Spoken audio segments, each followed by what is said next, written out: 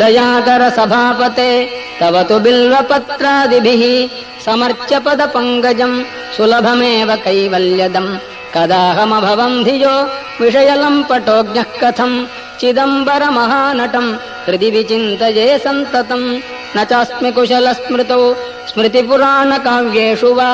कलासु विविधासु वा परिचितोऽस्म्यहं नैव भोः कथं नु मयि भूभुजाम् भवतु हर्षपूरस्वतः चिदम्बरमहानटम् हृदि विचिन्तये त्वामहम् नटेशसुरपूजितम् तव तु कुञ्चिताङ्घ्रिम् जनाः विचिन्त्य सकलेप्सितम् समुपयन्ति भक्ता न किम् कथं नु विषयोन्मुखः शिवकपर्दिनम् सन्ततम् चिदम्बरमहानटम् हृदि विचिन्तये त्वामहम् सदा शिव भवान् स्मृतः क्षणिकतोऽपि सर्वार्तिः विना समयदेशकालः भाग्यहीनस्त्वयम् त्वदीय परिचिन्तन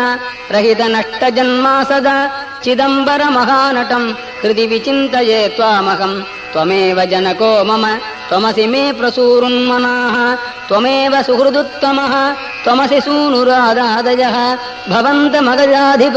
त्रिदश सार्वभौमत्वकम् चिदम्बरमहानटम् हृदि विचिन्तये सन्ततम् नृकण्डुतनयम् पुरा शमनपाशसम्पीडितम् यदीयपदपङ्कजम् शरणमेवावापस्वकम् निहत्य यमुनाग्रजम् शिततमत्रिशूलेन तम् चिदम्बरमहानटम् हृदि विचिन्तये त्वामहम् उमासखचिदात्मकम् तव तु दिव्यरूपम् विभो हृदन्तरनिविष्टमप् अहमपारयन्वीक्षितुम् उदैव विचरन् बहिर्व्यपनयम् शकालम् कदा चिदम्बरमहानटम् हृदि विचिन्तये त्वामहम् विमृश्य मयि किल्बिषान् अवधुनोत्ययम् नार्हति प्रकाममतिदुष्टधीः